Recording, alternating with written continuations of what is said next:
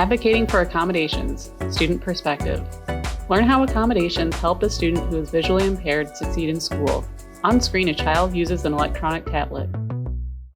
Hello, parents and caregivers, and welcome to MDE-LIO's Parent Educational Video Series, where we break down the mystery of big educational labels and the little acronyms that represent them. I'm Amy Shepard, Parent Liaison to the Michigan Department of Education Low Incidence Outreach, or MDE-LIO for short. And that, folks, is our first acronym.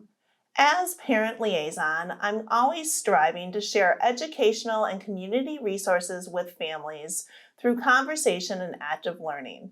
I'm the parent of a young man who is legally blind, a community advocate, and a constant collaborator.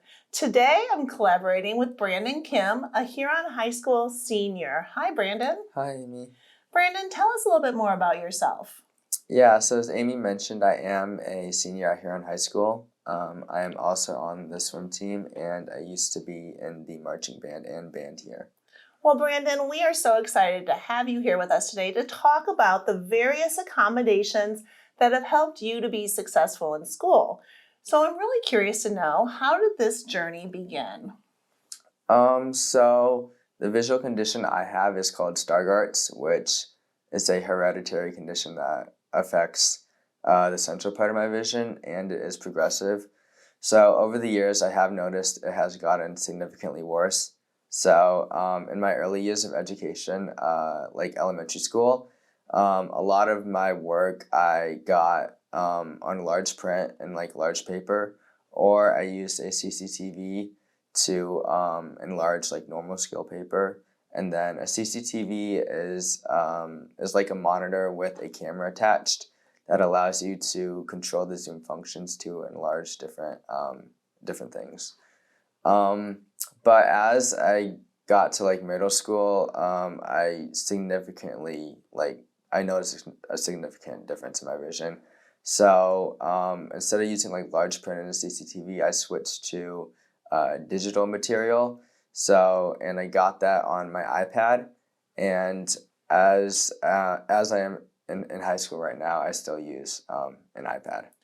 Well, that's a lot of technology over the years. So which iPad apps do you use the most? So one of the apps I use the most is GoodNotes. And GoodNotes is essentially like a PDF editor. So I either get the PDF directly from my teachers, or Mr. Pocher, my TA, scans in a paper version and then converts it to a PDF. And then once I have the PDF, I can export it to GoodNotes. And then that is how I fill out my work, so I can draw on the PDF itself. And then once I'm done, I send it back to my teachers, and that's how I do most of my work. But with a lot of reading assignments, another app I use is Dolphin Reader, which is an app that allows me to access audiobooks. So with like large reading assignments in English class or any other class that has a lot of reading, I can download the book and then just listen to the audio of the book instead of straining my eyes and reading it. Well, it's clear that having your work in a digital format is a priority. Mm-hmm. Have you ever had any challenges with getting work in digital format? Not too much, just in the beginning with teachers, just getting like the routine down of them sending me like a digital format can be a little bit difficult, but after the first week, it's generally like pretty smooth. And Mr. Pocher and my parents do help with that process. Also, getting digital textbooks can take a little bit, where Mr. Pocher, accesses like the paper version of the textbook and sends it to the WISD to scan it into like a digital format. That can take a little bit of time, but once I have it, it's all great. Well, it sounds like you've had great academic support from your team of teachers and your family. But high school shouldn't be all work and no play. Do you do anything fun for extracurriculars? Yeah, so I am on the swim team, and I used to be in band. So for band, the accommodations Mr. Potroy scans in like the paper sheet music, and he then like converts it into PDF so then I can access it digitally on my iPad. And then with marching bands, for the first couple of practices, he gets the choreography sheet, I guess, and then he helps me find my place on the field. And then for swimming, he scans in the normal size workout sheets, and then he puts them on a large piece of paper with large text, so then I can view it during practice. And then during the meets, he either types out or scans in like the heat sheet where everyone's supposed to swim, so then I know when I'm supposed to swim during the meet. Well, it sounds like you've had a pretty full high school experience. Mm-hmm. So now that you're a senior and about to graduate, what do you plan to do next? So I plan on going to college either at Michigan State or University of Michigan, and I would like to pursue a career in UX design. So UX design is kind of like the bridge between programming and like helping customers. So it involves a lot of like interviewing customers, grasping like what they want in a program, and then taking that to the programmer and helping them come up with a program that fits the customers like the best. And with that, I would like to improve like visual accessibility technology. Wow, that would be incredible. There's such a need for that out there.